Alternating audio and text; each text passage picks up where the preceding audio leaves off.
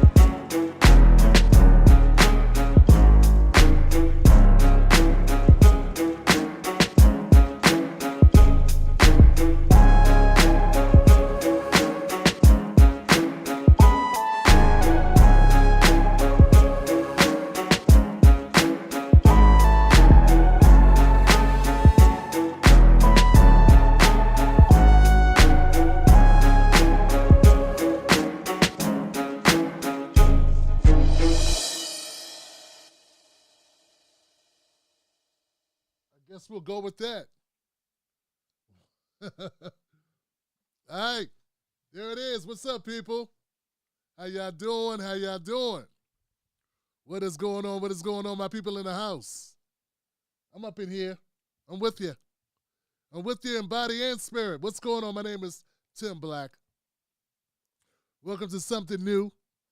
My bad, yo. My bad. First of all, let me start off by saying my bad because I should have went live yesterday. I was busy working and I realized, damn, you know what? It's Wednesday. That's what happened last night. So I was like, well, I have to go live tomorrow because it was too late. It was like after 11. This is Prime Time with Tim Black, and I want to do this on Wednesdays and Fridays, but I can't take no days off. So this is what we do. We do a show. Talk about the news of the day, or the news of a couple of days, and we just kind of chop it up, and we just keep it real, and we get the word out, and we call out the lies, right?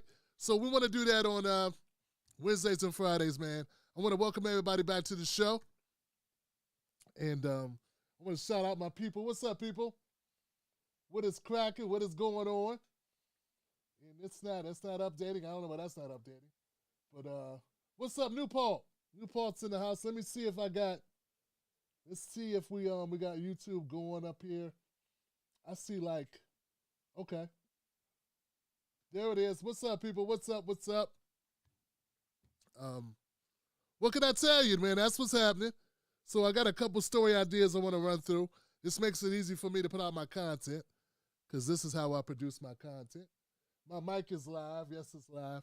I would hate for that not to be live. Let me cut the volume up a little bit. Testing 1 2 3. Testing 1 2 3. Testing 1 2 3. Are we in the house? Are we in the house? Testing 1 2 3. Come back over here. Let me check it out. Check out my settings. Okay, we good. Yeah. There we go. We're not peaking or nothing. All right. Very good. Very good. Volume is low. It's still low, bro. Foster Ricardo. He said anti-de-establishment. establishmentarianism. Okay. All right. Hey, look. I'm not going to complain. I don't know what the hell that means, but that's like you just ran everything together into one piece. I'll take that. Keyboard's out the way. There we go. My shot's better. Yeah, I don't want it to get too loud, right? So I'm doing something different here with the way my seat is. It looks a little whack, I think, but put that over here. I guess that works. There we go. I can still see everybody. Got something in my view over here, man. Let me fix that, because see this, I have to chop this up. Damn. I have to chop this up and put this out. There you go. These segments are going to go up on the YouTube channel. So I got to make sure everything's pretty decent. Get my cup out the shot. That's out the shot. There we go. So you guys ready for a real show, man? We're going to talk about some stuff. I got some topic ideas, some topics, right? I got a place for us to go tonight. We're going to talk about RFK Jr. gave an interview to CNN. So I want to talk about the RFK Jr. interview. Your friend and mine, Joy Reid, has a segment she did on Trump I thought was marvelous. You know how I got to cover Joy Reid, because Joy Reid's she's killing it over there. So I got to talk about Joy Reid. You got Charles Barkley, King Charles with his show. He had comedian Roy Wood on the show, Roy Wood Jr., and they had some conversations, and I thought that would be fun to cover that. What else? Oh, Jerrod Carmichael.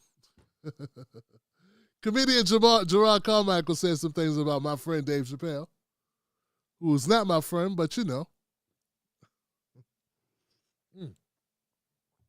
Then I'm going to shoot the shit with the comment section. I'm going to talk to the people in the comment sections, and we're just going to kind of keep it funky that way. So where should we start? What's up, Joy? What's up, Joy effing Reid? Yeah, Joy effing Reid, my brother. Joy effing Reid. Yep. All right, guys, now, can I get some likes in the house? Can we get a few likes? Up in here. Kind of get people alerted to the show. They don't know. They have no idea that Tim Black is in the house. And that's okay. I noticed that I'm going to have to build my own squad, man. I see what's going on, and I said, damn, that's messed up. No respect, man. So I got to build my own squad, man, because nobody want to play. No one wants to work. You know what I'm saying? How can I say this? There's a lot of little cliques, and I got to form my own. I got to form with similar people to build a clique up, which means a way that we kind of work together and we share content. And it's got to be people that have been grinding, put their time in, sort of thing. But I'll have to work on it, man, because I'm looking at social media and I'm like, man, I don't really have a crew. I don't have people that I rock with, you know? It's ever since I left with that, what happened. I won't get into it. But it's I'm out here, just out here. So, yeah, I'm going to be working to do that. I'm going to be working to work with some folks. We got to get some stuff done, man. Right now is a prime time for political commentary, and I got to have people that I can rock with on a political commentary tip. You know what I'm saying? So I'm hoping to connect with some folks. Hopefully, my name still ring out a little bit, and we can get some stuff done. And I think it would add some flavor to bring you some different voices and mix it up, and we can have some good shows. You know what I'm saying? That's the whole purpose of it. So I want to get started, man. Let's ease into this. Can we ease into it a little bit? All right. So my first topic, I got to talk about this. It's Jerrod Carmichael. I want to start with Jerrod Carmichael, because I just think I think he's funny. No, I don't think he's funny as in a funny comedian, but I think he's funny. Now, he's weird. It's got a weird, he's a weird dude, man. You know what I'm saying? Check this out. So, Let's see. Let's jump over here so people know what I'm talking about. Here goes Carmichael. Here goes Jerrod Carmichael says Dave Chappelle is an egomaniac who wanted a public apology after he questioned his anti-trans legacy. What the hell is that? The anti-trans legacy. All right, so, yo. First thing I'm gonna say is, ew. First thing I'm gonna say is, ew. This whole tagline. Now, Jerrod had nothing to do with the people that wrote this tagline. That was them who wrote that. Okay, so like I'm not gonna put that on him, but it does sound whack as hell. The way I think this is Variety. I think Variety did this, but this is everywhere. It's on a number of websites. They're covering this article. And just so happens, Jerrod has a comedy special coming out on HBO. See how that works, guys? Whenever you got something coming out, that's when you got to beef with somebody. It's like the Kanye principle. You know, you got something you want to put out. Now it's time to make some noise, do some controversy. Now it's time to make that be the thing. See, that's why I say Jerrod is weird. He thinks people don't know that's what he's doing. He thinks he's like from the school of the younger blacks. They grew up in. There are certain black folks that grew up a certain way, who was old head type black folks. I'm an old head now. Came up like things are more direct. Like if you weren't direct and like real, like direct up front with how you felt about something, we would call you soft. You would be called a punk, the way I grew up.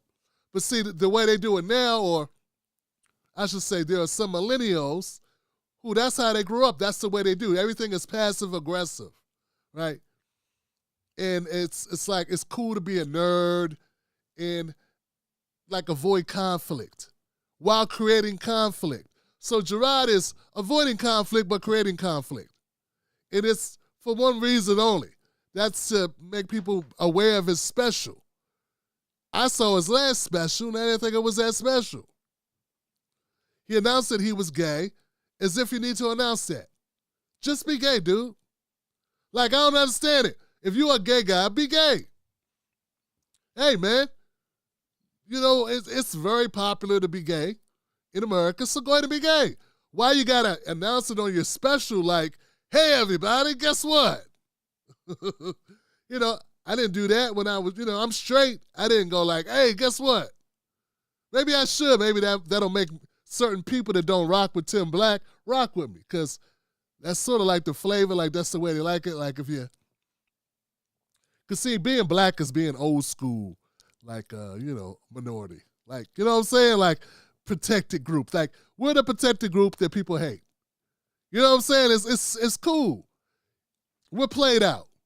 We had our run in the civil rights era when we were getting shot in the face and dogs sicked on us. But our days are over. Like we suffered. We bled. We bled out on the street corners so that all the other groups can come and take advantage and reap the benefits and step over the dead bodies. That's sort of how this works. So Jerrod Carmichael, he gets to put out a special, and the highlight of his special is that he's gay, that he said he was gay. I don't remember a single joke from his special. All I remember from his special was that he came out. That's how you know it was a whack special. But look, man, I also recognize that Dave Chappelle is a businessman, and, in the business of media, which everyone who's putting content out is in the media business. I recognize that Dave Chappelle may poke the dragon for reasons of reach. Now, I understood that, like, maybe back in the day, but you really think that's what he's doing, Jerrod? Because in the article, it makes it seem like Dave Chappelle is doing these things for publicity. If you already got the bag, and Dave Chappelle has gotten several bags, you know what I'm saying? If you've already picked up the big paycheck, it's kind of hard to say that person's doing it for publicity if they already got the money. See, Jerrod is the one who's trying to get to where Dave is. So Jerrod is the one that wants to smoke. And it's like, I don't know, it's just lame. It's lame. Yeah, man, Jerrod Carmichael, man, work on the jokes. If the only person that says you funny is Lil Rail, you got some work to do. That's all I'm saying. That's all I'm saying. Look, I know everybody ain't for everybody. And maybe it's just that, Jerrod Carmichael's not my type of comedy. And I accept that. So, for instance, Bill Burr. Bill Burr is one of the funniest comedians of the last 20 years. And Bill Burr was on The Breakfast Club. And by the way, guys, I highly recommend everybody to go check it out. Go check out Bill Burr on The Breakfast Club. And when you listen to Bill Burr on The Breakfast Club, you will realize something. This is the type of content that Charlamagne and DJ Envy are supposed to put out. Yeah, interviews with comedians. Yeah, that's what they're supposed to do. They're not supposed to do important interviews where they're interviewing political figures. Get what I'm saying? Because they don't know shit. And worse than that, it seems like they don't want to know shit. So if you are of The Breakfast Club, just hilarious as well, not to leave you out, you suck too. But you were good. You were good with Bill Burr because you talked about nothing really majorly important. Bill Burr is hilarious. He tells good stories. And he doesn't kiss nobody's ass. So I like Bill Burr, man. Bill Burr's a funny dude. And this was perfect. At no time during the Bill Burr interview did I want to throw something at my screen or throw my phone. Because I wasn't expecting Charlamagne or DJ Envy or Just Hilarious to do anything in particular other than have interesting questions. And they don't have to be, you don't have to hold them accountable for anything. Just keep it moving. But Bill Burr did expose Charlamagne a little bit. Because that's what, I don't know if they must not watch Bill Burr's interviews because Bill Burr will expose you. Charlamagne kept asking Bill Burr about do you have to wear a dress? And do you have to go on the actor's couch or, do something to get a slot? Like in a movie or whatever. And Bill Burr was like, why you keep asking me that? It's weird. Where you hear this at?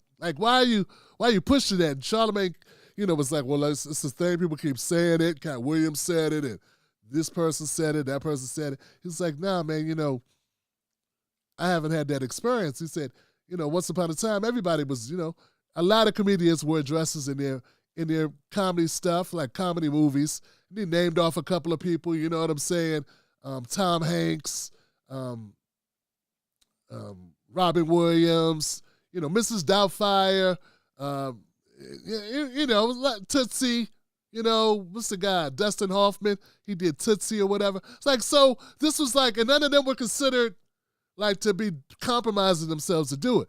But we understand, but even Bill Burr, he put it look, because Bill Burr is hip to racial dynamics. He's like, look, but I'm a white guy, and no one was classifying me as not being a human being.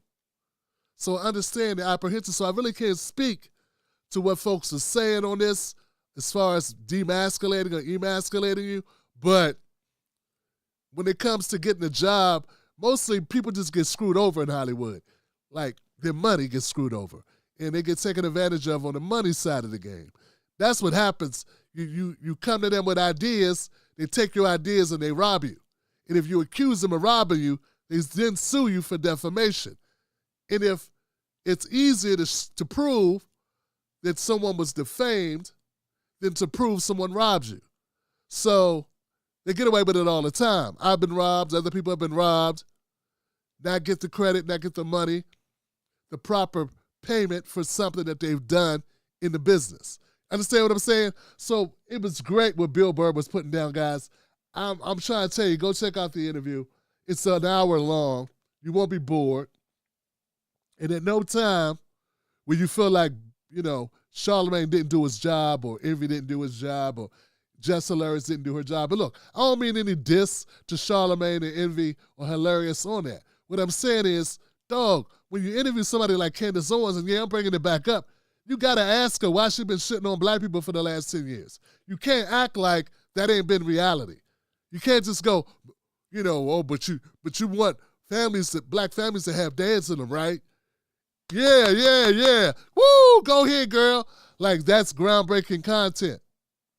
Anybody could say that. Every damn black YouTube channel says that shit. That's not earth-shattering. You're not educating anybody except the dumbest of the dumb. When you say something like, the government can't be trusted, and everybody claps like that is something that everybody needs to hear. I mean, unless you're 12 years old, you should already know not to trust the government. You ever heard of the Tuskegee experiment? Where they did literal science experiments, medical experiments on black people without their knowledge? I mean, who needs Candace Owens to tell you that on the Breakfast Club? What I need Candace Owens to do, Charlamagne the God, and friends of Charlamagne who don't have the hearts to say it, what I needed you to do is to ask that heifer why she had to run her mouth about George Floyd like that and make that bullshit documentary. That's what I need you to ask her. I don't need you to ask her what she thinks about should black families stay together. That's corny. Kind of stupid asking somebody that who's not even black or not even married to a black person and who has their talent information on websites as her ethnicity being Caribbean. I know she looks black, but... So anyway, the point is this, guys. I don't know why I went there. Oh yeah, the point is this. I'm not saying there's anything wrong with Charlamagne and DJ Envy and the Breakfast Club and Just Hilarious doing their thing. I just think when it comes to politics, bring Teslin back.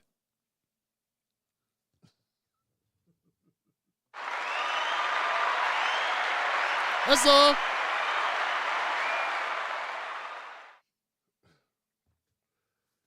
Yeah, that's all.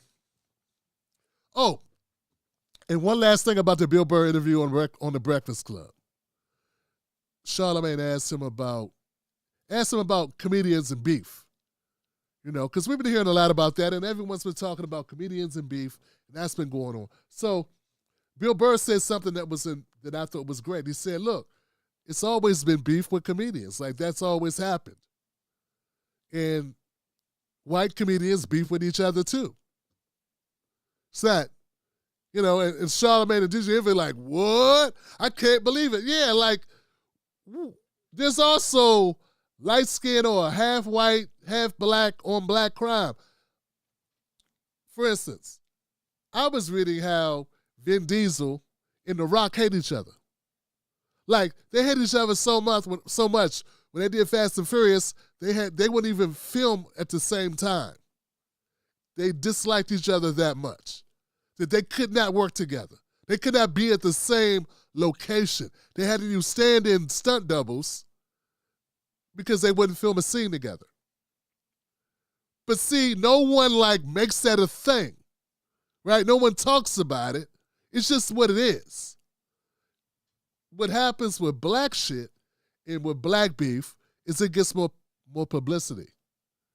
But you really don't think Adam Sandler doesn't have comedians that he doesn't want to work with? Maybe he won't tell us, but if you're in the comedy scene, you probably know him. If you're a friend of Adam, you probably, if you're a friend of his, he might have told you, or you may know of other comedians that he doesn't work well with, he doesn't talk about. But it was like Charlamagne and DJ Envy on this bullshit where they look at white people like they're a different species, or black people are a different species from anything that happens in black America, happens in white America, happens in Asian America, happens in Jewish America. It may be a slight different flavor on it, but it's all the same. And for rich guys, which Charlamagne is and what DJ Envy is, they have to know that. So what I get tired of is the false narratives. Folks, I'm by no means rich.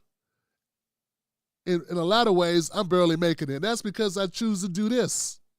Probably should have stayed in tech. But be that as it may, check this out, guys. I've been around enough. I met enough people in my business and what I do. Everybody's the same, dog. If you're walking around, you're saying stupid shit like, black people need to go voting. Why we don't do this? Why we don't do that? Black people don't do this. No. The black people you associate with don't do this. The black people that you kick it with don't go voting. Or I know people that have votes. I saw a kid. Reason why I brought that up. I saw this dude on TikTok. And it's the gift and the curse of social media. Anybody can buy a mic, anybody can buy a camera, anybody can talk. And that's beautiful. And that's the freedom of speech, right? It doesn't mean they know what they're talking about. Doesn't mean shit. Doesn't mean they've done anything, that they have any basis for what they're saying. So I was watching this kid go on and on and on about all the shit black people need to do that we don't experience. And he thinks that because he hasn't experienced anything. He kept saying how black people don't have boats. Black people don't go boating. Black people don't go fishing. Black people don't do it. No, when you grew up, the guys you kicked it with don't.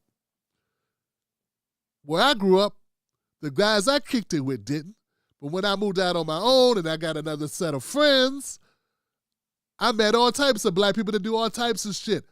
I met black guys who hunt in the winter, fish in the spring, fish in the summer, hunt in the winter. Like they do outdoor shit all year round. It's just about who you know and what they do. I know guys who have boats who are desperately trying to get rid of them. Because buying a boat, it sounds great till you own it and you can't use it a lot. And you got to pay to store it. And you got to pay for the maintenance. So my point is this. And there are white people the same way. And there are white folks. For instance, I'm having a great conversation with a white friend of mine. And he was telling me how there are parts of where he lives in West Virginia that he's afraid to go. Not because of black people, because of white people. And I was like, what? He was like, yeah. He said, man, I go there. They're like, what are you doing around here? What you doing? Where you from? You from where they got the concrete on the streets? You ain't from around here, boy.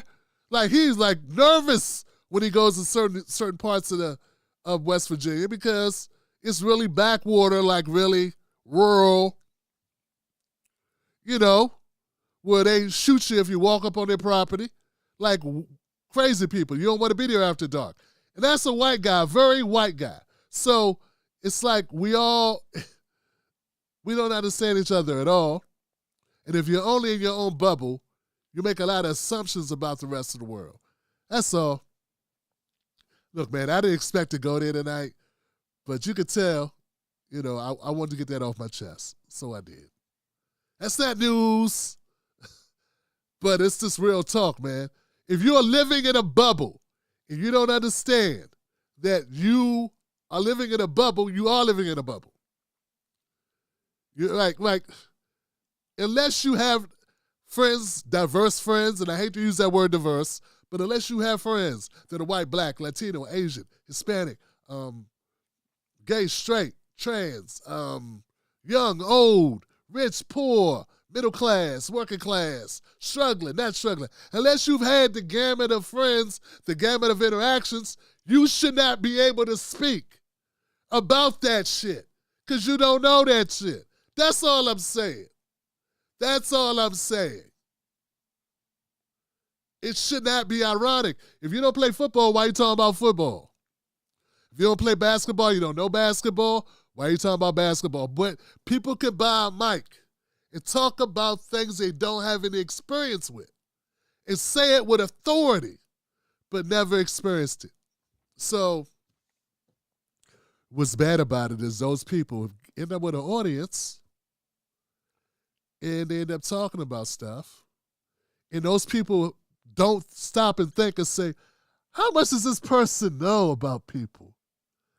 It's like the MSNBC people, the CNN folks, who haven't been poor or broke or middle class in 30 years, telling you how poor people or working people feel. You should take it with a grain of salt because they're not in that realm. Whether they believe it or not, they are now removed from it. They may not exactly remember it, and some of them have never experienced it.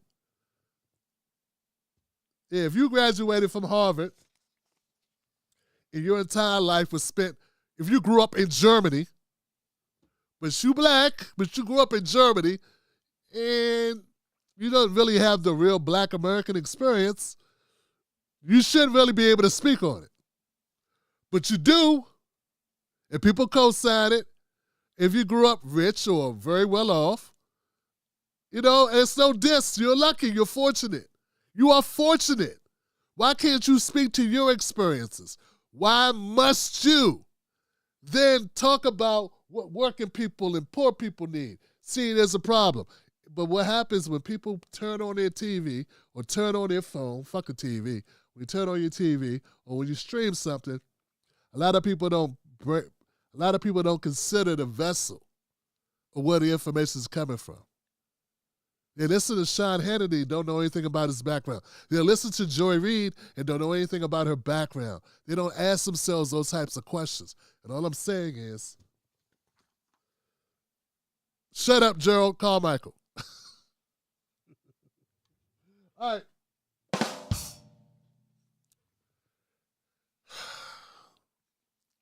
For the rest of the show, I have clips. At least then I'll stay on topic, man.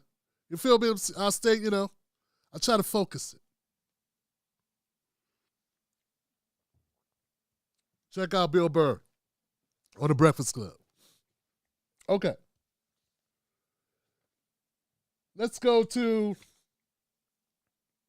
RFK Jr. How about that? RFK, he chose a running mate.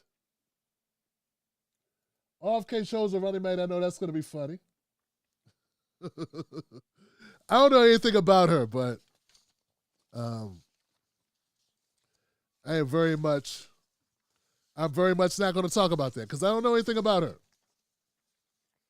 What I do know about are these two clips I'm about to play of RFK. Now, as we know, RFK is still running for president. There we go. Still running for president. It's crazy. And here goes the clip. I think I'll stop it while it's running. A corrupt merger between state and corporate power that of them has the capacity to deal with these and all of the polarization in our country, again, existential. All of these issues, AI, and neither of them has the capacity to deal with these. And all of those issues are created by a system of corporate capture, this corrupt merger between state and corporate power that has absolutely subverted and undermined our democracy. And neither President Trump or President Biden has the capacity to address it because they're part of that system. They're both being financed by BlackRock and State Street and Vanguard, the military contractors, the pharmaceutical industries, and that system just spits out bad policies. And the illusion that if you differ on culture war issues, it means you're radically different. But the real things that we need to do to save our country, they can't do them. And if you vote for President Trump or President Biden, they both had their chance. You're going to get more of the same. If somebody actually wants change, wants to actually alter those issues, they're going to vote for me. And yet, to be president of the United States, if you have to be on the ballot in enough states to be able to win the election.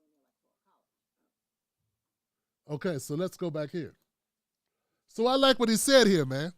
I like what he said here because I agree. And that's something I noticed about RFK Jr. He says things that are interesting. RFK Jr. says things that are interesting. He says things that I think matter. And when he talks here about corporate capture, it undermines our democracy. Anybody who's been paying attention, they realize that corporations run America. We're the corporation states, the corporations of America. That's what we are, the United Corporations of America. It's not about democracy. I like to know what democracy are they capturing. Our democracy has been gone out the window for quite some time. Ever since Citizens United, ever since they were able to make a corporation have personhood and vote in elections and vote with money,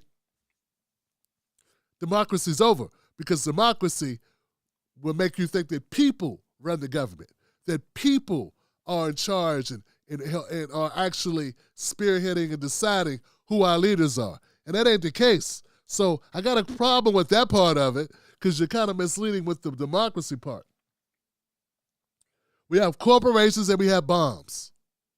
That's what America has. Corporations, bombs, and streaming, and media. That's what we have. Corporations, bombs, and media. That's it. We ain't got much else in America. That's all we're about. And the media part is what keeps everything in line. And it's what keeps the corporations dominating. That's because of the media. That's how the media are connected to that. The media's interest is the corporate interest. And since they have the bully pulpit, they continue the status quo, which is corporations being in control, and control the consciousness of the people. So that's the problem that we have. And that's why independent media is so important and why it's always under attack. Because it can impact corporations, which also leads to the bombs. Now, Trump is a corporate guy. A lot of people don't get that. Trump is a corporate guy. Only people that are fooled or fool themselves. They're not fooled, they fool themselves. Would believe that a guy who is a businessman, you met Trump, one thing you should be certain of is that Trump is a corporate guy because that's all he's known. Has he ever done anything else? No. He's a corporate animal. He's a corporate person. Why would you think he would not sell you out for corporations? It's what he does. He's a corporation. It has been such. What has happened with Trump that is amazing is he's brash, he's rude, and he can speak to the thoughts and the ideas, the same types of ideas that regular folks have. He's brutally funny, and I enjoy it. I enjoy those aspects of Trump, and I'm not ashamed to admit it. I like it when he zings somebody. It's good stuff. Doesn't mean I want him to be president. Doesn't mean I think he should be president. Get what I'm saying? But what I'm saying is there are people that buy into that because they like that aspect to him, and then they delude themselves into thinking he's just a regular guy. It's sort of like the fools who said that about Bush. Because Bush would use, not so good English, because he was sort of soft-spoken, just because he had bad grades. But he was an elitist. He was somebody who would not have a beer with you.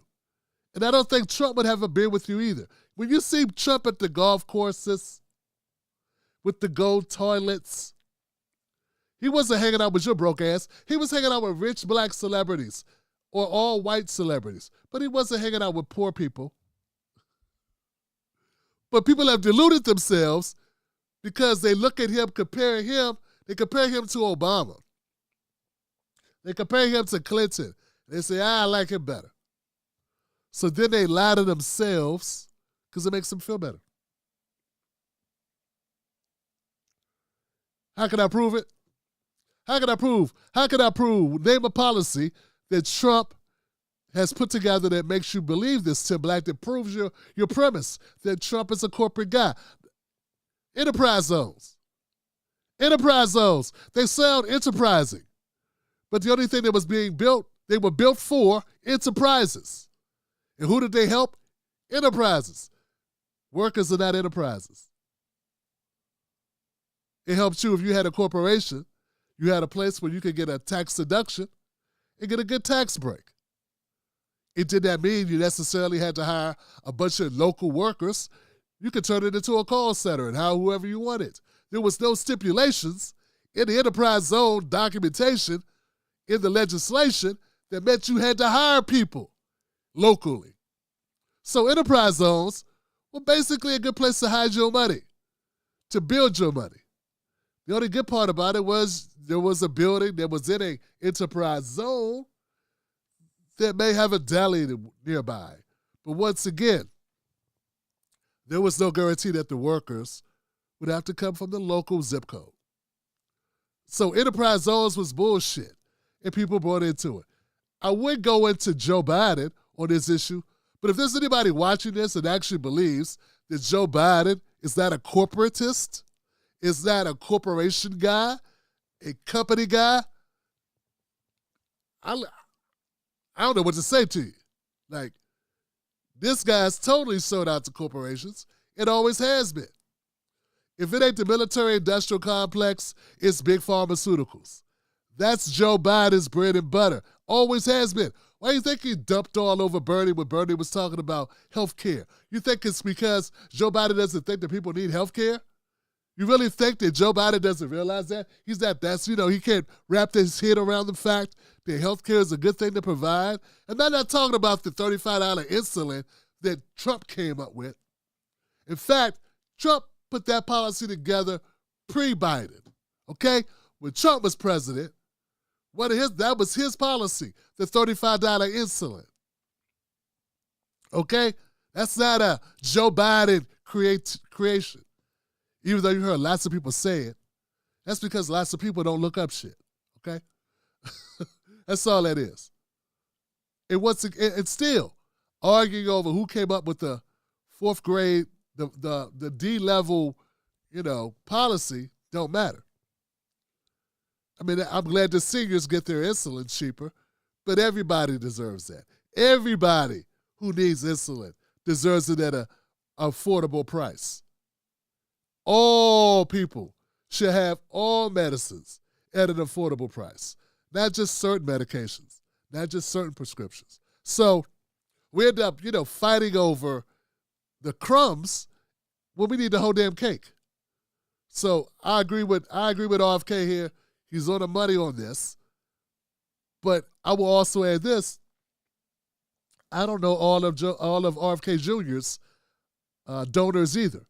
So yeah, we got Biden and Trump. Go look it up. They both are funded by big pharma and big corporations and the military-industrial complex. Defense contractors. That's who the bulk of their donors are. RFK Jr. has billionaires funding him, though, as does Biden and Trump. In fact, some of the same people that fund Trump fund RFK Jr. So it's a little bit of the pot calling the kettle black with RFK saying about Biden and Trump being bought and paid for. He bought and paid for it too, but by slightly different people. But there's still, unless the people, when I say the people, I mean the voters, unless the voters are paying for you, you owe favors to people beyond the voters. And that's what the whole concept is about. So it doesn't matter who the deep pockets are, unless RFK can come out here and say, I'm funded by small donations for working class people, for regular people. What is he really saying? Basically what he's saying is, I'm a little bit better than these guys when it comes to this. Now, we don't know if that's because he's turned down money or they just haven't offered it to him. Has RFK Jr. turned down money from these entities, or is it that they chose another horse to ride in on? See, these are all good questions. And when you have a person who's an independent like I am, I got the guts to ask them. All right, let's go to the next one.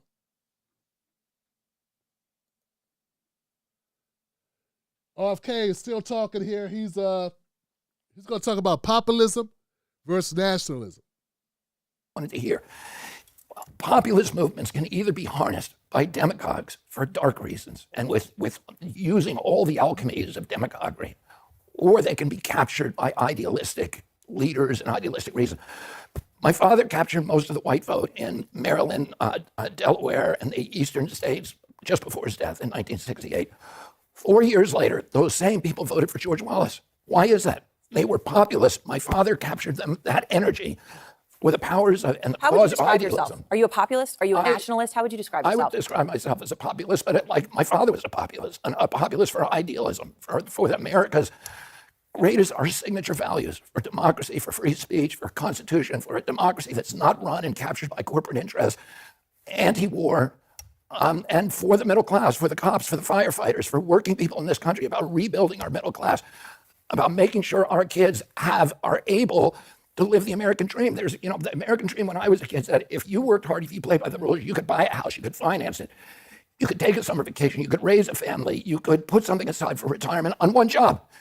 I have 7 kids, Aaron, and none of them believe that promise that applies to them. And why? And they're sick. Today, when I was a kid, juvenile diabetes, a pediatrician typically would see 1 case in his entire lifetime. Today, 1 out of every 3 kids who walks into his office is pre-diabetic or diabetic. Why isn't the political establishment, we're spending more on diabetes than we are on defense budget. Why isn't the political establishment talking about this? We ought to be solving this problem. So why are our health agencies never even asking this question? You just mentioned 7 children.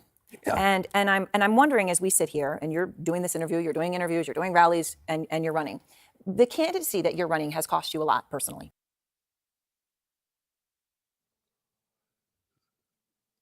What's her name again? I forget her name.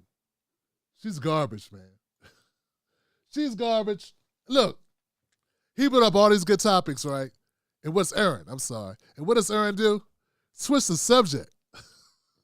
She said, your family's upset with you for running. That's what she goes to. I cut that shit off. So that's when RFK Jr. is at his best. But you notice how he was throwing everything at the wall. All his talking points. Trying to get them all out.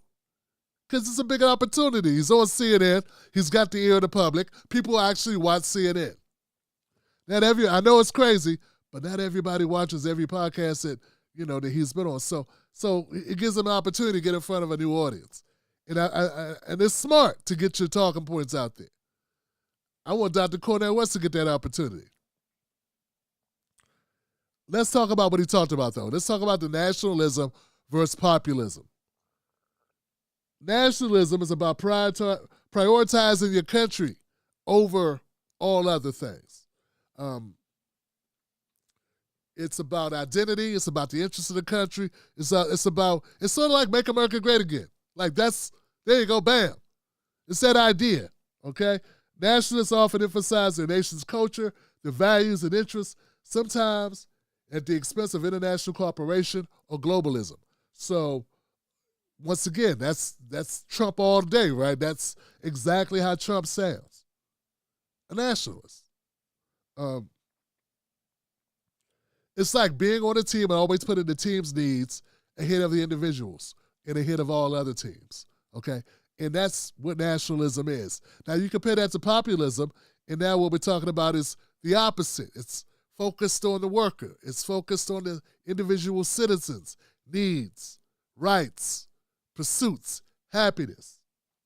It's a different style of politics where the common people against the establishment. If you say I'm a populist, you're for the little guy against the system.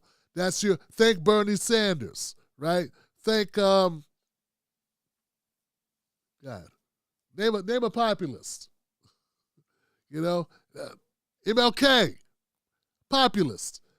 They say they're fighting for the average person's interests, which they believe are overlooked by the current political, cultural, or economic elites.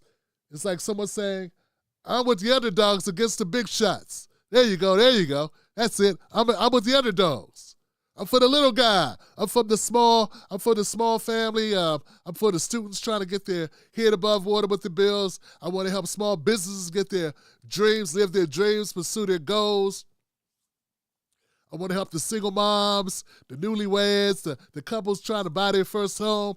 Like, I'm for the little guy. Instead of saying, I'm for the corporation. I want to help the corporations because that's how the money trickles down. And we get the big corporations. We've got to keep the Bezoses happy and the Gates happy. And, Elon Musk has to rule the world, So, nationalism prioritizes the country, while populism is about your approach to politics, championing the common people against the elite. They can overlap, but they're not the same thing. Okay, you can have nationalistic tendencies, but also be a populist with populistic. But I think they contradict at some point. It says they can overlap, but what we're faced with here in this election is that an opposite.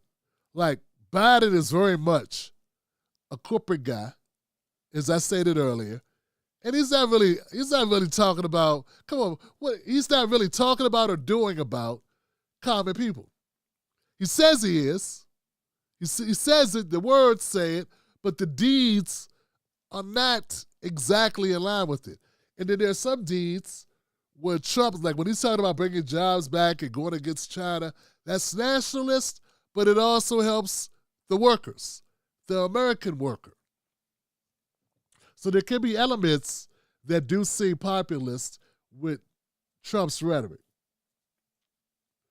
See, RFK is doing well because he talks about the politics of real people. He talks about things, some of it, gets a little cringy like at times, right? But at least he's addressing issues that regular people bring up. Most of the time when Biden's talking, he's not talking about anything that you've heard people talk about in the last 30 years. He's waxing poetic, talking about some old-time bullshit that no one cares about anymore. So what good is that, and how does that translate into votes? Well, it doesn't, right? Biden can just come out and say, I'm going to fight for workers. We're going to make sure workers have a fair wage. We're going to fight for health care. And we're going to fight to lower costs. And we're going to make sure everybody has health care. And if they can afford it, bar none, that's what we're going to do. He can come out and make those types of statements. Would he back any of it up? Would he be serious about that? Would that be something he would put his presidency on? No. Why? Because of the corporate power. And he would probably blow Trump out the water. But he will not make that type of commitment because he's not willing to pay that type of price. Get what I'm saying?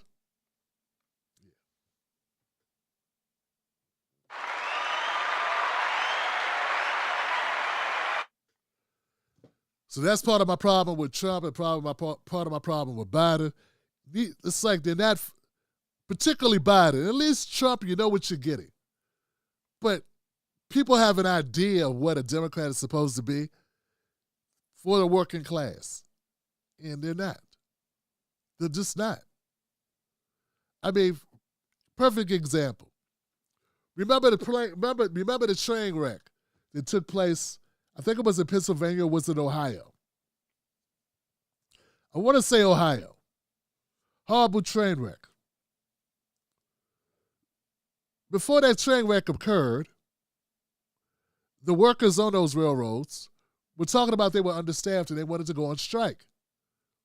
Well, Biden, because it's a national good or a public good, there's a way that Biden was able to override their ability to strike. And then shortly thereafter, there was a major accident. How many people remember this? I know I got some people that remember this, right?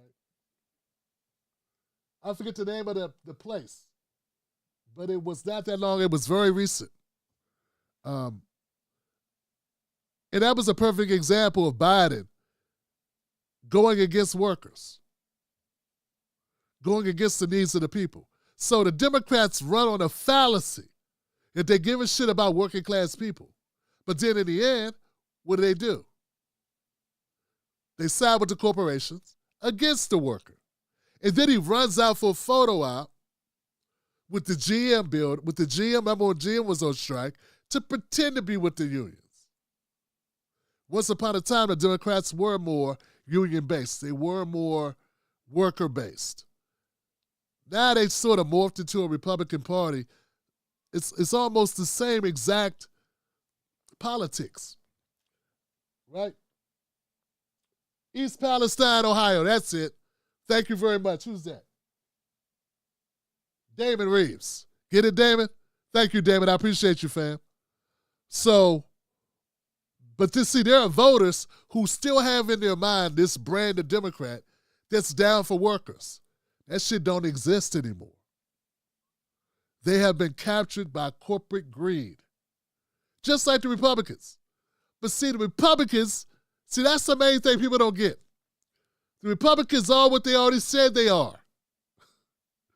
So as angry as I get with them, as pissed off as I am with them, as much as I disagree with their politics, at least they are giving me what they say they're going to give me. Right? It's not a lie. The Democrats are a fucking lie. I'm sorry. I try to watch my language, man. right? And that's just trying to do better. Okay. So that's one of the major beefs. So when you hear people that used to be Democrats who are angry, who are throwing salt on Democrats, who are pissed off, who are virulent, I mean, outraged, and just totally like can't stand Democrats, it's not because they love Republicans.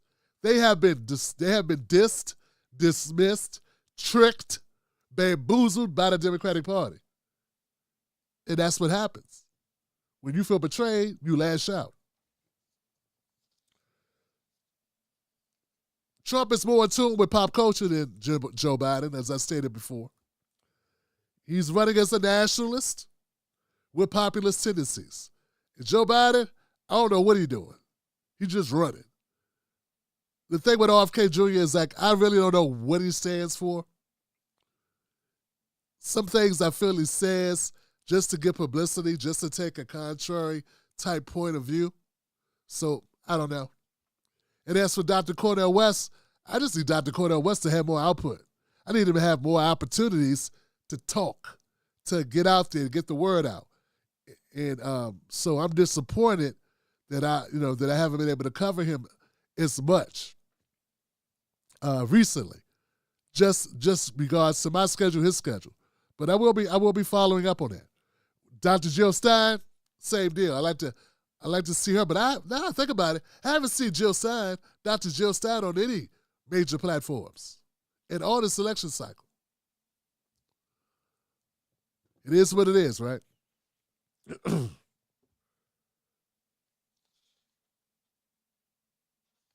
So yeah, that's a major difference.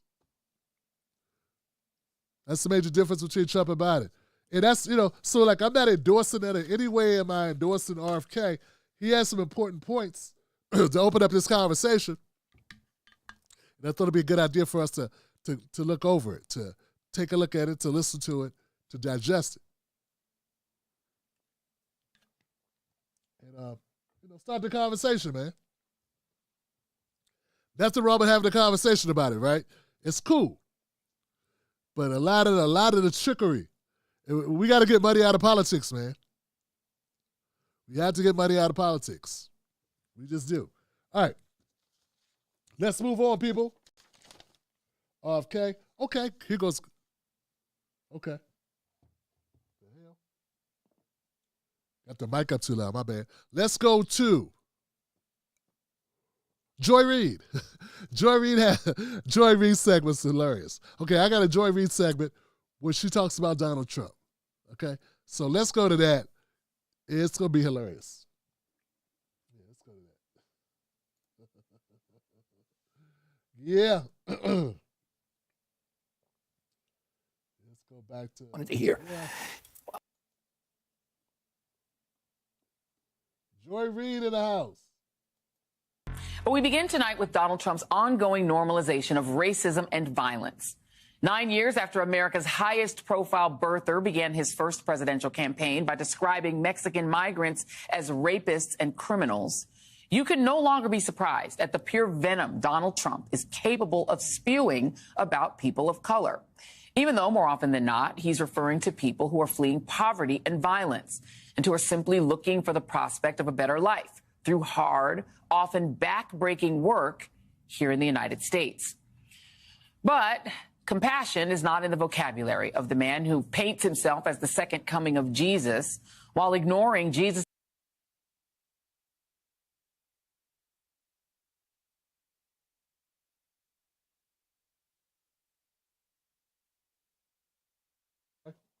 Damn, I hate when I do that. All right, I have to comment on this, okay? It sounds a little bit like Joy Reid saying that migrants are slaves. Joy, you do remember that migrants get paid. Yeah, hold on, man. Hold everything, yo. Joy Reid's talking like migrants out in the fields like slaves. That's how she sounds. She sounds like migrants are slaving. Like migrants are back-breaking work. Nah, it's not against, they're not doing anything against, Are they being beat while they pick tomatoes? What's going on? Somebody taking advantage of them in the barn? What's really going on, Joy? You're making it sound like getting a job in America is similar to some third world shit. You mean the plants, the meat processing plants that black people used to have jobs at Smithfield or what have you, that now are almost notoriously been taken over by new entrants, new documented people, sometimes undocumented people too, just keep it a buck. Are you trying to say those jobs are like slave jobs? Because all types of people work those jobs. There are black people that work those jobs. There are white people that work those jobs. There are Asians that work those jobs. Native Americans that work those jobs. All types of people work those jobs, Joy. Are there entire industries that nobody works them except migrants? Because I don't know of those. Because I know in small towns all across America, whether it be hotel, hospitality jobs, black people and white people work those jobs. See, this is what happens when you're Joy Reid and you live up here in the clouds and you think everybody's doing well. Folks, about 40%, 40% of black Americans live beneath the poverty line. About 20% or so, white Americans, I think it's high teens, live beneath the poverty line. Joy's talking like those people got all these choices for jobs and that they don't do jobs that they can afford not to do. So, Joy, you talk about migrants who didn't get green cards or get work permits or able to work in America, or are you talking about undocumented people? Which people are you talking about? Let's be real clear here, because what I got a problem with is the framing of this conversation. Guys, I'm serious. We got to watch her on this shit. There are poor Americans who will do any job, who have been doing any type of job.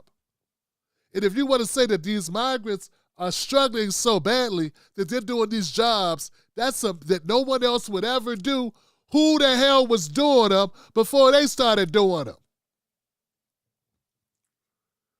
Where are these companies that have been formed with some type of industry or some type of job classifications that no one else would do? How could those companies actually exist if they had to wait until they could get migrants to do the jobs? So this is bullshit.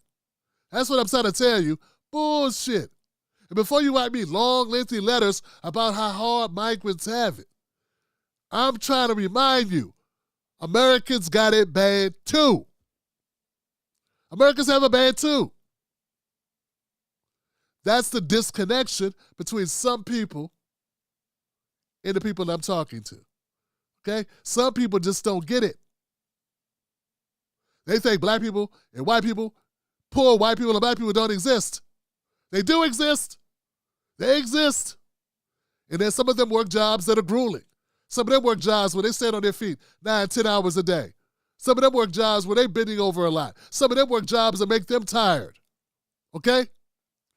Stop making these people who come to America seeking a better life, stop making it sound like they come here to become slaves, man.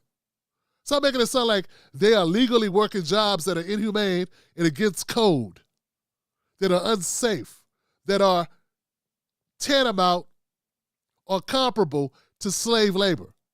Stop saying that. Stop doing it. She's framing it. One more time, guys. Some of you may have missed it. Let me play a little bit. Let me go back. But we begin tonight with Donald Trump's ongoing normalization of racism and violence. 9 years after America's highest profile birther began his first presidential campaign by describing Mexican migrants as rapists and criminals, you can no longer be surprised at the pure venom Donald Trump is capable of spewing about people of color. Even though more often than not, he's referring to people who are fleeing poverty and violence and who are simply looking for the prospect of a better life through hard, often back-breaking work here in the United States.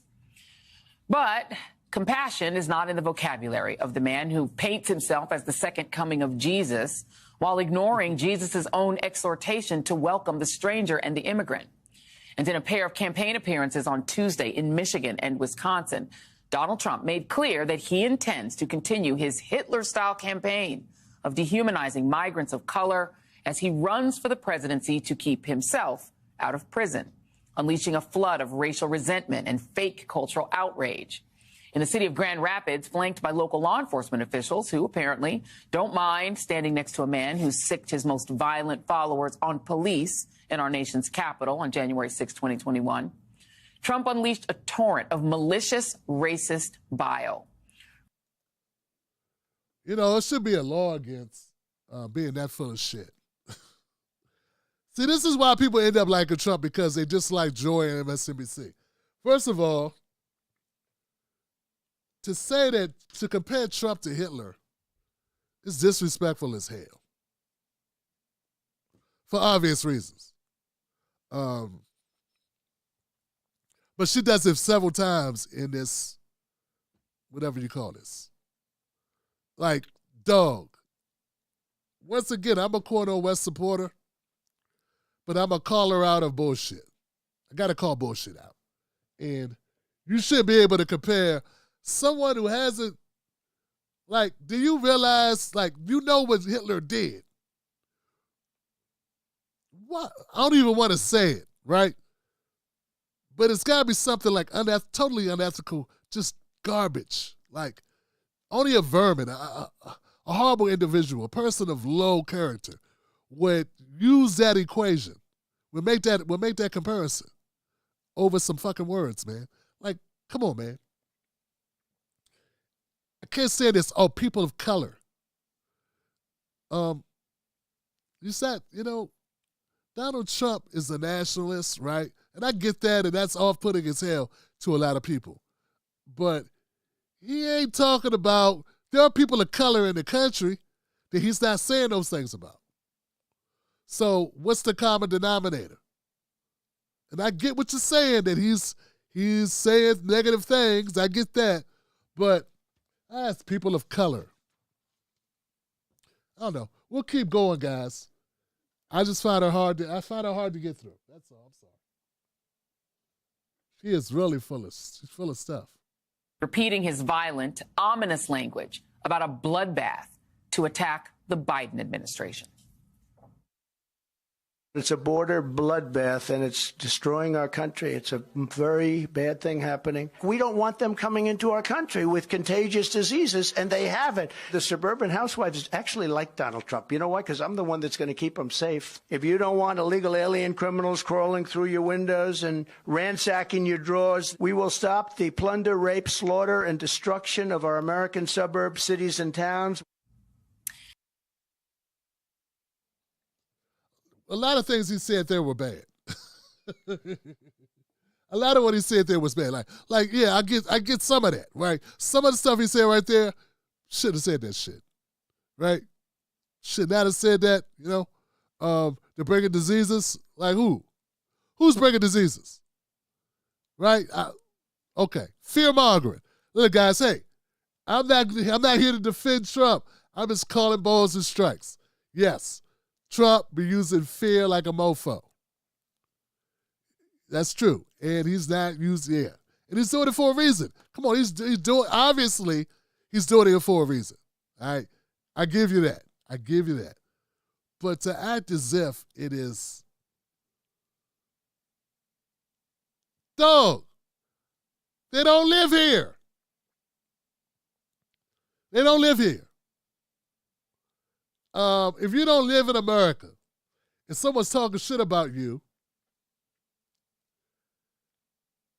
here's the thing. I'm waiting for Joy Reid's segment about what's really going on with Ukraine and what's really going on in Israel, in Palestine, to the Palestinians. Like, he is talking about these people should not come to this country. But he's not trying to bomb them. He's not trying to assassinate their leaders. He's not fighting a war against them, nor is he talking about doing that. But that's what we're literally doing. Joy's got no smoke for that shit. Joy's got no smoke for actual pain and suffering being caused by America to other people that are people of color. No problem at all. But has a problem, only we all know it's political. It's obviously just politics bullshit, right? Because she's got a problem with Trump saying things about people that are not American citizens. But she doesn't have a problem with Joe Biden doing things to people who are not American citizens. Get what I'm saying? And she's a lot more outraged about the saying of things. But no smoke whatsoever for the doing of things. That shit's crazy. And I can say that because I'm keeping it real and honest with you. And I can still say, yeah, Trump using fear like a motherfucker. He's using fear. That's what that motherfucker's doing. But let's keep it real. But Joy can't do that. Keeping it real is not in her vocabulary. She can't keep it real because she has this job and she wants to keep her job. So with MSNBC and CNN and everybody and I was going to save this for later.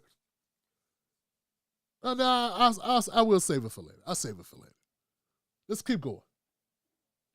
I get to talking too much. In that same speech, Trump also defended his repeated use of dehumanizing, degrading language when referring to people who come across our border. The Democrats say, please don't call them animals. They're humans. I said, no, they're not humans. They're not humans. They're animals. And Nancy Pelosi told me that. She said, please don't use the word animal, sir, when you're talking about these people. I said, I'll use the word animal because that's what they are. Trump was referring to the man who authorities believe killed Georgia nursing student Laken Riley. One of two recent crimes Trump has exploited to weaponize the issue of the southern border. Okay. That's amazing that she would say that. That's amazing that she would say such a thing. I got a clip of Joe Biden I'm going to play in a moment. And I was going to play it to show her hypocrisy. I was going to play it to show how Joe Biden was talking mad shit. Oh, he had a field day going in on the blacks. Okay? And he's supposed to be St. Joe now, right? He's St. Joseph of Delaware. Right? People should name their kids after him. But see, Joy shows her own hypocrisy, but with her own segment on her own. She don't need my help. She's talking about how Joe Biden, how she's saying that Trump is demonizing a killer. He called a killer less than human. A killer. When have we decided that we can't call a killer a name? I'm just saying. I thought you were saying he was talking about all people that are not, whatever. But if you're talking about a fucking killer, you mean the guy who killed the jogger? If that's who he's talking about specifically, yes. I get that. Is he doing it for political gain? Yes. But no one gives a shit, Joy. No one should care that he's talking about that guy. Nobody. I want to go to the internet because Joy is going to do something kind of amazing.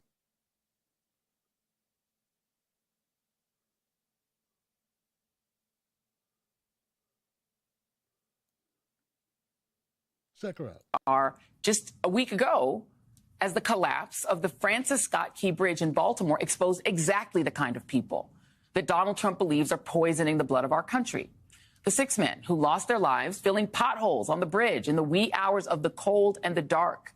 Alejandro Hernandez Fuentes, Dorleon Castillo Cabrera, Miguel Luna, Jose Lopez, Maynor Suazo, and a 6th unidentified colleague. The mother of Alejandro Hernandez Fuentes told NBC's Washington, D.C. station that she had deep pain in her heart over the death of her son. The remains of the married father of 4 were found last week in a red pickup truck that was submerged in the river. He was just 35 years old.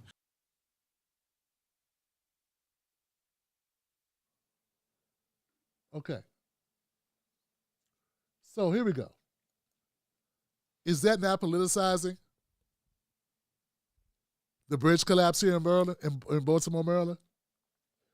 Sounds to me like Joy Reid is politicizing the bridge collapse in Baltimore, Maryland to win a political game, to win a political argument, to make a political point that somehow makes these people saintly because they died on a bridge that they were being paid to build. I wonder if Joy supports reparations. Because, see, black folks died on bridges, and so did some Asians, too, was building railroads stuff. But we're talking about slavery part. Black people died on bridges in America. I've never heard Joy do a segment about reparations. I just thought I'd throw that out there because she's talking about people that died on a bridge that fell in the water because of a Singaporean ship that ran into the bridge that made the bridge fall. And that's horrible stuff, but she's using it to kind of say these are great people, these amazing people. There were people that died in the Ohio train derailment in Palestine, Ohio, East Palestine, Ohio, that my friend just hit me to. Remember that? That was under Joe Biden's watch. Oh, okay. It's the words that Trump used. So now we got to make a word game and make one group of people be saints who died doing their jobs, and another group of people, a killer can't be called a bad word, but the guys that worked the bridge who died on an accident, you're using their deaths to glorify and say all people that come here legally or illegally are great because these people here were here legally. I think. I don't really fucking know. But the point is, you're doing the same thing Trump was doing. You're doing the same exact thing. You're using a death to make a political point, to score a political point. You don't even know if those people that died, rest in peace to those people. I did a video about it earlier today. You don't even know if they were Democrats. They could have been Republicans. A lot of Latinos are Republicans, by the way. A lot of Latinos like Trump, by the way. I'm just saying. But since, since pop culture, I don't know, since this thing with the Democratic Party, they all think that everybody black and everybody brown, everybody Latino all vote for Democrats because Republicans are so racist. Yeah, a lot of people are voting for the couch, Joy. I know you don't understand that coming from, where you come from, where all the money is. I'm just saying, folks, it's all BS. It's all garbage. Trump's wrong. Joy Reid is wronger. She's also wrong. They're both wrong. Get what I'm saying? They're both wrong. Absolutely. And my problem is, and I think most of the people that watch the Tim Black Show get that they're both wrong. That Trump is wrong. He's playing a political game. And you can admit it. But the Democrats, the liberals, and some of the progressives who call themselves liberals, some of the liberals who call themselves progressive. Yeah, that's it. Some people that consider themselves lefties, but they're, fuck it. Who cares about the labels? There are people that believe Joy Reid who do not see the hypocrisy in what she was doing. I think anybody who dies doing their job, that's a damn shame. That was a freak accident that should not have happened, and those families better be taken care of. Because there's nothing else you can do except make sure those families of those deceased workers are taken care of. It wasn't a terroristic act. It was a damn accident that should not have happened. I don't know what you do to Japan except make them pay the families. I don't know what you do to the company. The company, not the country Japan, but it was Singapore. I'm sorry, Singapore. Yeah. I don't know what you do about that except sue, right? That's what you do, right? My point is this. My point is Joy Reid's full of shit. That's all. We already know Trump is. We should also know that Joy is as well. Because they're both playing the same game. But Trump is not doing a segment to say that Joy Reid is full of shit. Joy Reid is doing the same with to say the Trump is full of shit, and then she does the same thing. And that happens a lot with the Democrats or with the liberals or with corporate media. They'll say Trump did this, he's doing that, and they'll be doing the same thing. But it's rarely being done in the same segment. That's beautiful. Wow, that's priceless. It's amazing when you prove my point for me. And still there'll be those brain dead people. It's a lot of them. I've seen a lot of them on like TikTok. It's like a lot of people that are riding hard for Joe Biden, who this will go over their heads because they see a bag in their future. They think someone's going to give them money to talk positively about Joe Biden. Oh yeah, here's the point I wanted to make. This was a freebie. This was a gift. I did not realize Joyce said that. But I want to remind everybody of who Joe Biden was and is. Here goes Joe Biden in the 90s. But we begin to. We must take back the streets. It doesn't matter whether or not the person that is accosting your son or daughter or my son or daughter, my wife, your husband, my mother, your parents. It doesn't matter whether or not they were deprived as a youth. It doesn't matter or not whether or not they had no background that enabled them to become socialized into the fabric of society. It doesn't matter whether or not they're the victims of society. The end result is they're about to knock my mother on the head with a lead pipe, shoot my sister, beat up my wife, take on my sons. So I don't want to ask what made them do this. They must be taken off the street. That's number one. There's a consensus on that. Unless we do something about that cadre of young people, tens of thousands of them, born out of wedlock, without parents, without supervision, without any structure, without any conscience developing, because they literally, I yield myself 3 more minutes, because they literally have not been socialized, literally have not had an opportunity. We should focus on them now. I just want to know, guys, I want to know this, and I'm sure you can help me out. Is he talking about people or animals? I want to know who he's talking about. Who is he talking about? And is he talking about people or animals? Because he said they have not been socialized. Sounds like animals. And it sounds like you want you to be afraid of them. And he says there's tens of thousands of them. And he says it doesn't matter. Doesn't matter if they had hard lives. You mean like if they were coming in because they didn't have money and they were bad economic situations? He said it doesn't matter. Biden says it doesn't matter if you don't have money. It doesn't matter if you come from bad situations. He doesn't care. It doesn't matter. We got to get them off the street. We got to lock them up. We got to get rid of them. What are you doing? They're going to attack my mom. Have they attacked your mom? No, but they could. They could attack my mom. They could attack my sons, my kids. You, I, anyone. We got to get them off the streets.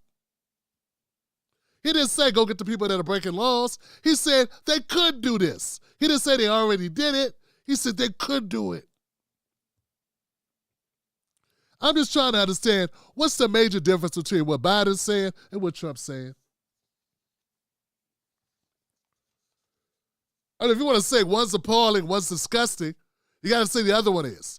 Guess what? They've both been president. They've both been president. Oh, Tim, that was a long time ago. Wasn't that damn long ago? How old are you? You weren't here in 1993? You're 30 years old during time. You made it. If you're over 30, that's Biden. He was a senator. And he got promoted twice. Well, he got 2 higher jobs. He ended up being a vice president and a president after talking like that. As bad as Joy wants you to think it is, as horrible as it is, Joy compared Trump to Hitler for talking that way. When Biden talked that way, what happened? He became a vice president and then a president. Can't be that bad. So it's either wrong or it's not wrong. So if anybody said Tim Black, you're caping for Trump, no, I'm calling balls and strikes, dude. I'm saying if one is bad, the other's bad. And if one is okay, the other's okay. That's what I'm saying. Because that only makes sense. That's what balls and strikes are. If it's in the strike zone, it's a strike. If it's outside, it's outside. It's a ball. And what I'm saying, it's pretty clear. What Joe Biden was doing there was fear-mongering. To an extent, they don't even hear about Trump talking about. If she had Trump saying that, she would have played it. Go get him. It doesn't matter. He talks that way about the ones like the one who killed the jogger. He don't talk that way about everyone. Who was Biden talking about? He wasn't even talking about an actual incident. He making up shit.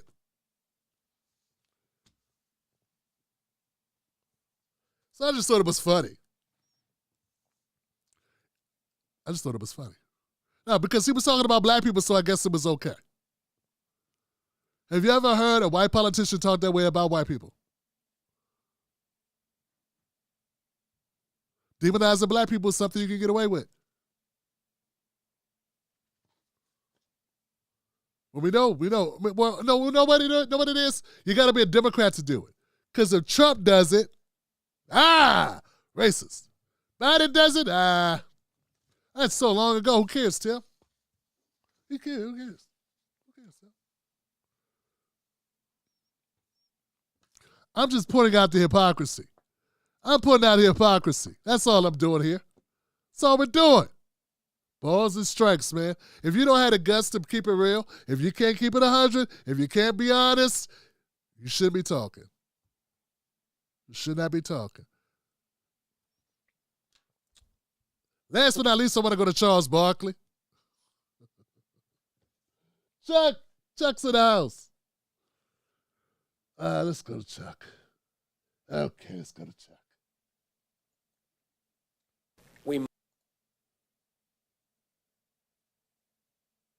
Now, in this clip, Chuck's going to be half right and half wrong.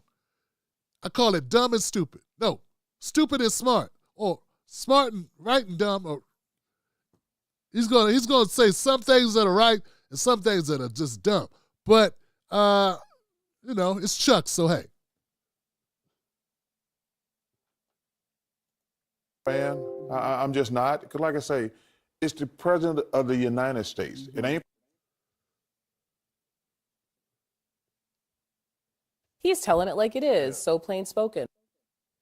Charles is telling it like it is. Yeah, Charles is like Yes. that. So when you hear Trump speak like that, do you take it seriously, literally, figuratively? Do you see Ken in somebody who speaks in a way that regular people can identify with? The thing that concerns me about him, if he were to win again, I think he would spend the next 4 years just trying to pay back people who said or did anything to him. And It would all be about retribution. it'd all be about retribution. And, we got people out here who need money for their bills. They need, food and things like that. So I don't care who the president is. You're supposed to take care of the people. It ain't about retribution. It ain't about what people said about you in the last couple of years.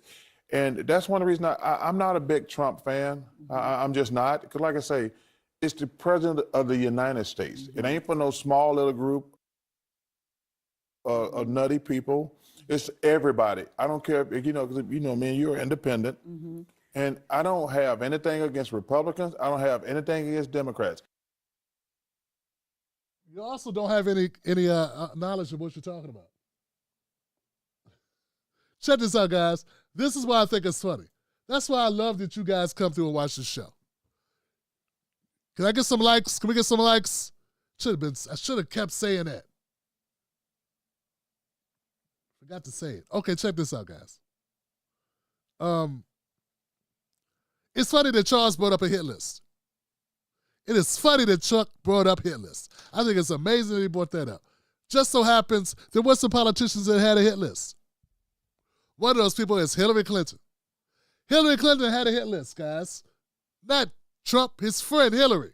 You know, the one he was friends with for 30 years, who kids slept over each other's houses, that he double dated with Bill Clinton. Yeah, they went to each other's weddings and shit, birthday parties. Been friends for 30 years. That was the Clintons and the Trumps. Okay. That was Hillary's side. The Clintons had a hit list of their own. In the book, HRC, State Secrets and the Rebirth of Hillary Clinton. It was a book by the Hill's Amy Parnas and Political's Jonathan Allen. And it was a book about, and in that book, part of it, they talked about the Hillary hit list. The Clinton hit list. Okay, so after Hillary lost to Obama in 2008, directly, because Hillary's political career was not over. She was still, I think she was about 50. Still had a lot of wind under her. This is 2008. They proceeded to make a list of all the people that she had dealt with along the way on that campaign run. She was still very disappointed and very pissed off about losing to upstart Obama. So they created something called a hit list. Now, this is not a new concept. Hillary did not create this. She did not originate it, okay? She's not the founder of the hit list. Back in the day, old school politicians would call it a favor file. People they owed a favor to, okay? Favor file, okay? Google this. You can find this. I'm not making this shit up. So Hillary and Bill kept a list of those who endorsed her and those who sat on the sidelines and then those who endorsed Obama. So there was 3 columns. People that had her back, people that bowed out, punks, and people who went for Obama, who betrayed her. And then she put a number system. There was 1s to 7s beside the names. 1s are people who are in a good, people that endorsed her who had her back. And the worst of the worst was 7s. People that betrayed her, people that she thought had her back, like Claire McCaskill. Claire McCaskill got in an interview and they asked her a question. I think it was Meet the Press, Tim Russert. Anybody remembers Tim Russert? I do. Tim Russert. I used to like Tim Russert. I thought he was a great interviewer and he had a great personality, and I like watching him do the news. Much better than Joe Scarborough. Much better than a lot of these other hacks. And God, I just thought about somebody. Ed. The Ed Show. Ed. Fuck Ed. Ed was good too. Anyway. Rest in peace to both of them. So, yeah, Claire McCaskill. She was on Tim Russell's show, and Tim Russell asked her about what she thought about Clinton. And would she trust her kids with Clinton or something? And she said, he's a great leader, but I wouldn't want my kids. I wouldn't want him to have I want my daughter to be around him, or something like that. It was something hard, something like that. And she was kind of joking, but it didn't come out good. And this was right around the time, this wasn't long after the whole sex scandal thing with Monica Lewinsky and the other stuff that we know about Bill Clinton with the ladies. So, like, Claire McCaskill was like begging Hillary to forgive her for that. Like, she called up Bill, she called up Hillary and tried to smooth it over, but there was no smoothing this over. She had violated the Clintons, and she got a number 7, a strong 7 in the category on the hit list. Because she pissed off Hillary. I think there are a number of people that are on the Hillary hit list. People that Hillary has it out for. People that the Clintons have it out for. So Chuck doesn't know what he's talking about.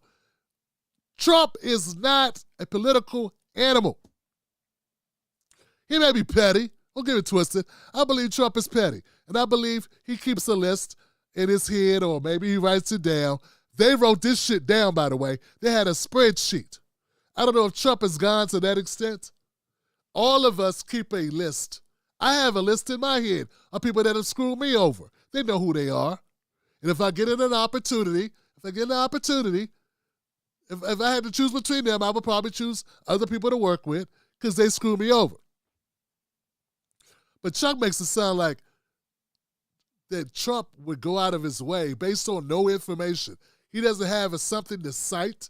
He doesn't have an example of Trump actually doing it. What I'm giving you is fact, right? It's been written about. It is notorious with the Clintons. He don't have anything to base his assertion on with Trump other than Democratic talking points. He just uses a Democrat talking point and just throw it out as if it's fact.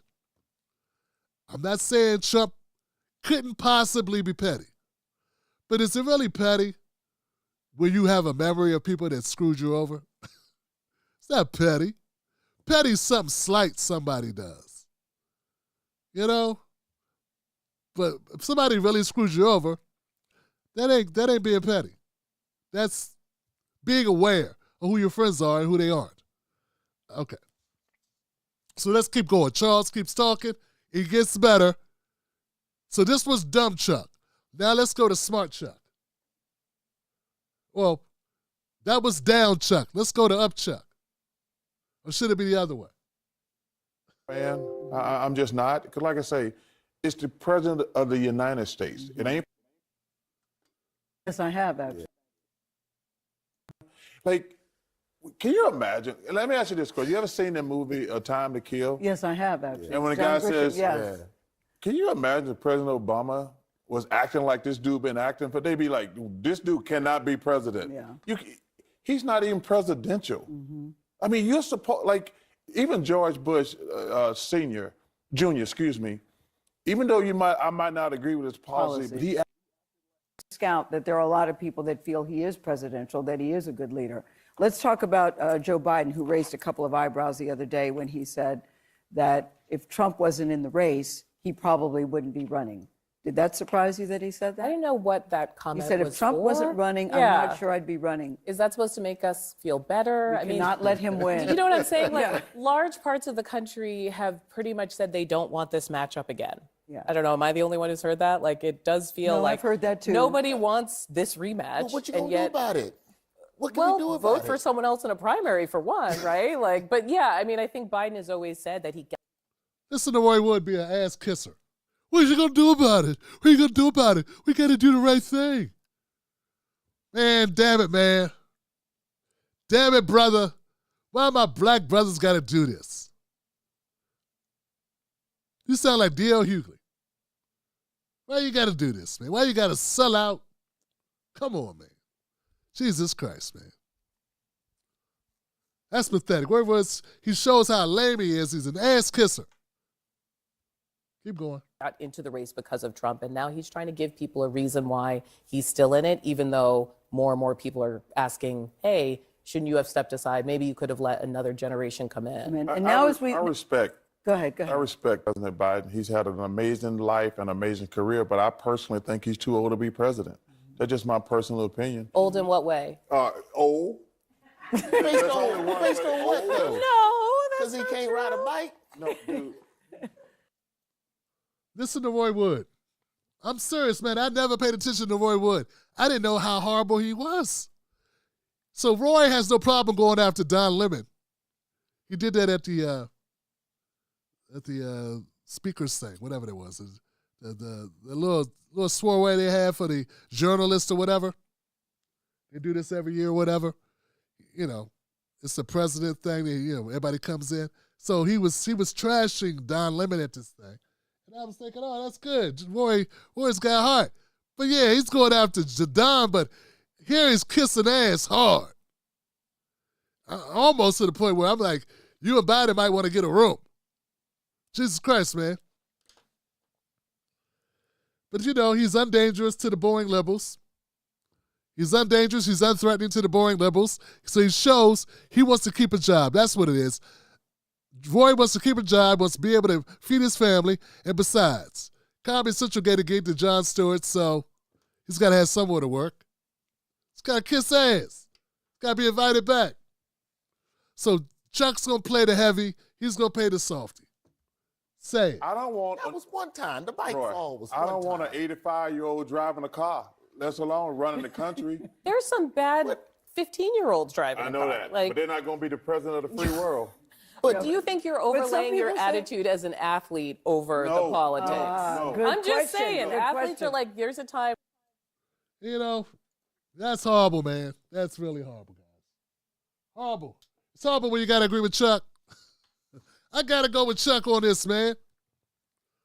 85. 85, man. 85. They said, Chuck, what you mean old? Old isn't old. What am I speaking some type of foreign language? You know what old is? Worn out, decrepit, past it, on the downside. Come on now. What do you mean by old? In what way? Pathetic, man. Chuck is right. They are wrong. Like I said, I realize some people gotta work for a living. I understand this, and I understand there are people that gotta pick up paychecks. Obviously, that sister that was there, caping as hard as she was, like Storm, she caping like Storm. She caping like Wonder Woman. Look, I get it. Everybody can't be like Tim Black, independent and broke. Everybody can't be like me, outspoken and broke, honest and broke. That's what happens. I haven't thrown enough black people under the bus. That's what you got to do. I got to do a Candace Owens. All them dumb Candace Owens fans. She speak the truth. No, she's paid because she throw black people under the bus. Dummy. Moron. There'd be some black people like that too. But what she said was right. Well, no, it wasn't, dummy. No. Oh, you mean the part where she said black people only get jobs in Hollywood because of DEI? You really think that? You don't think that all the white guys that get jobs don't get jobs because they white guys? And why would she never make that statement? Because she's not stupid. But anyway, back to my point. The point is this, man. Roy Wood and the lady at whoever she is, they have to continue to work. They got to be able to pick up their paychecks. And this is why being independent media is so important. And this is why you should support independent media. Because independent media will say, hey, Chuck is right. Chuck is right. He was wrong earlier, but he's right now. This part's correct. And you can make the distinctions. And I don't have a personal issue with Chuck. Well, I can't say that. I can't give him credit for being correct and also take points away for what he's wrong. What he's doing, the Democrat talking point bullshit. But yeah, anybody can look at Joe Biden and say, God looks like he's having a hard time. He's having a hard time.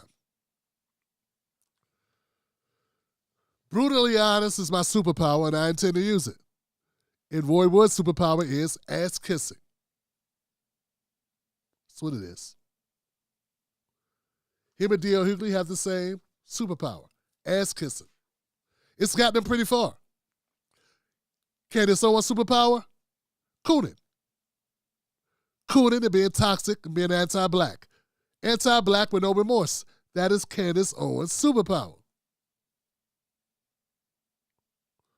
Hey, man, you got to be good at what you do, right? Anyway, guys, that's all I got. I think that was enough, right? It was enough for a Thursday. That was enough for a Thursday. We had a pretty good show. Had a pretty good time. Let's go to the comment section. I got my people in the house. Who's in the house? Yo, Newport says he loves Live Tim Black. I love Live Tim Black, too. I wouldn't have me any other way. I like being alive. David Reeves, facts on Candace Owens. Facts. Hey, David, bruh, am I correct, bruh? Is it nothing worse than a black person trying to defend Candace Owens? Jesus Christ. That really pisses me off, man.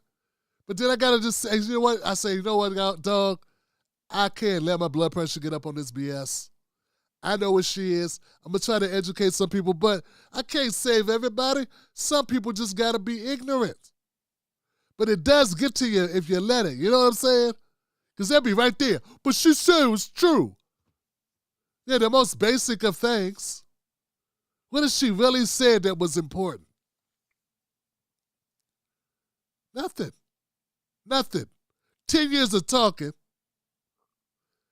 It's like Charleston White is famous for going after rappers. That's what put him on the map. He'll tell anybody. That's what put him on the map. Talk about those rappers. Right? Candace Owens was put on the map by going after black people. These are just facts. Don't water it down. Don't switch it up.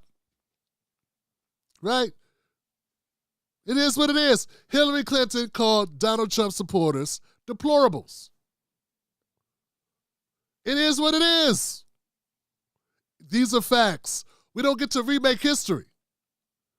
We don't get to remake history, right? 50 Cent blew up when he made a video track. No, when he made a mixtape called How to Rob. And in that track, he went out to, he simulated robbing various famous rappers. That's what put 50 Cent on the map. That's how it started. These are facts. It's just what it is. What I don't like is people trying to revise history. Revise history. Change up history. It is what it is, man. So that's why I like Charleston White, because he'll admit to it. Kevin Samuels. My white people are like, huh? Kevin Samuels. He had a show for years where he was talking about how men need to get this stuff together, how men need to be better men, how men need to wear better clothes, wash their ass, wear cologne, learn how to get a proper haircut, a proper shave, how to navigate, all this stuff. No one watched his show until he started talking about women. And then when the harsher he was on women, the more views he got. He would admit that. It's the reality of it. That's what happened because people love drama. Not just people want to see men men attack women as much as people love drama. That's what it is. Just the same reason why 50 Cent, How to Rob, went crazy. It blew up for him because people like drama. He was talking about Jay-Z and Nas and Run DMC and EPMD and everybody else that was hot at the time. Is that because they hated Nas? People love drama. Anyway, guys, back on the political tip. Being an independent media is a good job. Uli's in the house. What's up, Uli? What's going on, sis? What's happening, Uli? And I hope that people really took time to get the whole part about how hypocritical they are. Katrina Watson, what's up, Katrina? Good to see you. Let me get over here with the mic. That's the only bad side about this mic. To get to my comments, I got to move my seat, man. Katrina Watson, Mark Bloodface. What's up, Katrina? Good to have you here. Philip, what's up, Philip? What's up, Front? Hosting Human Shot Clock. What's up? My people. Martin Tremo. What's up, Martin? G. Farrell. If you don't vote for me, you ain't black. You don't vote for me, you ain't black. I tell you, man. It's good to see you guys. Thank you for tuning in. I know no one expected me, man, but I'm glad you guys took time out to check out the show. I'll make clips of it. I'll put it out. It'll reach more people, man. But thank you for giving me an audience tonight. I hope that everyone's well. I wish you and your family nothing but the best. Peace to you all. And I will see you on the next one. Remember, don't you let nobody take your cornbread. My man, my people. Peace. It is what it is.